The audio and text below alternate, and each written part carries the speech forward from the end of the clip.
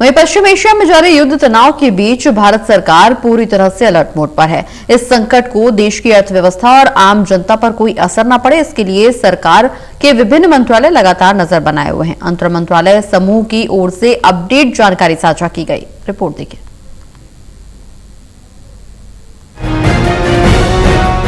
पश्चिम Asia संकट के बीच आज दिल्ली में एक बेहद महत्वपूर्ण अंतर मंत्रालय समूह की प्रेस कॉन्फ्रेंस हुई है। इस ब्रीफिंग में पेट्रोलियम, उर्वरक और विदेश मंत्रालय के शीर्ष अधिकारियों ने देश को आश्वस्त किया है कि कच्चे तेल से लेकर खेती के लिए जरूरी खाद तक देश के पास पर्याप्त स्टॉक है और घबराने की कोई बात नहीं है। सबसे बड़ी चिंता देश में ईंधन यानी पेट्रोल, डीजल और गैस की सप्लाई को लेकर है।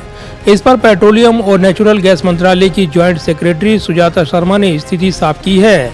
उन्होंने माना कि पश्चिम एशिया संकट से क्रूड ऑयल, एलपीजी और नेचुरल गैस के इंपोर्ट पर दबाव जरूर पड़ा है, लेकिन सरकार ने बैकअप प्लान तैयार रखा है।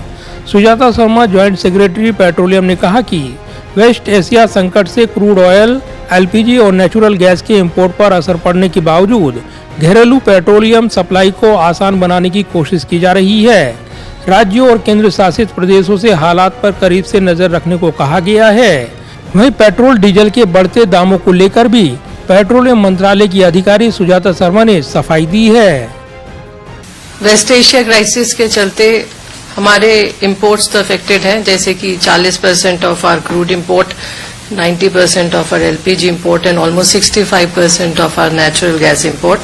But all efforts have been made to ensure the smooth supplies of petroleum products within the country.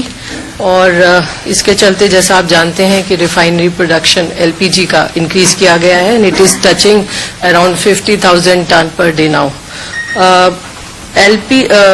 Retail outlets पर कुछ स्टेट्स के अंदर पैनिक बाइंग देखी जा रही है, जैसे कुछ डिस्ट्रिक्ट्स ऑफ गुजरात, महाराष्ट्र और यूपी।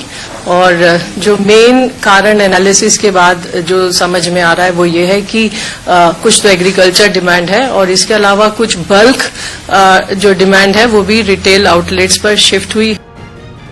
ईंधन के अलावा देश के अन्नदाताओं पर खाद्य संकट की हर आशंका को खारिज करते हुए फर्टिलाइजर डिपार्टमेंट की एडिशनल सेक्रेटरी अर्पणा शर्मा ने आंकड़ों के साथ देश को आश्वस्त किया है। उन्होंने बताया कि इस साल के कुल अनुमानित असेसमेंट के मुकाबले पर्याप्त से ज्यादा उर्वरक स्टॉक मौजूद है। यह सामान्य जरूरत के 33% के मुकाबले 51% से भी ज्यादा है। संकट के बावजूद घरेलू उत्पादन और इंपोर्ट दोनों में तेजी आई है। Of fertilizer in the country remains comfortable against the assessment of 390.54 lakh metric ton for this year. The stock as on date is 200.12 LMT, that is more than 51% and significantly higher than the usual level of 33%. Besides, the domestic production and import of fertilizer after the crisis has been substantial. The total domestic production has been about 95 lakh metric ton and about 22.60 lakh metric tons of imports have reached our shores. So a total of 117.6 lakh metric ton have been of fertilizer has been added to our availability scenario. इस पूरे संकट के बीच भारत के कूटनीतिक प्रयास रंग ला रही हैं। विदेश मंत्रालय के प्रवक्ता रणधीर जायसवाल ने प्रेस कॉन्फ्रेंस में प्रधानमंत्री नरेंद्र मोदी के हालिया यूएई दौरे का जिक्र किया। उन्होंने कहा कि समय रहते उठाए गए कूटनीतिक कदमों की वजह से आज भारत सुरक्षित एनर्जी स्थिति में है। रणधीर जायसवाल ने कहा कि प्रधानमंत्री नरेंद्र मोदी की 15 मई को यूएई की सफल यात्रा ने LPG supply, strategic petroleum reserve और यूनाइटेड अरब अमीरात से नए इन्वेस्टमेंट हासिल करके भारत की एनर्जी सिक्योरिटी को बढ़ावा दिया है।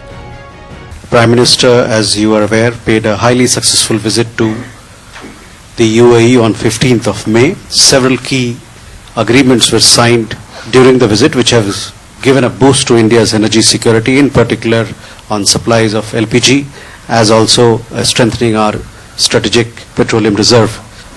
There were agreements on investments, so flow of fresh investments from Abu Dhabi, from UAE into India, into Indian entities in infrastructure and other sectors. In addition, we also signed a framework for the defense strategic partnership, which is again given a boost to our defense partnership with UAE. In addition to that, our missions in the region, they continue to be in touch with Indian diaspora.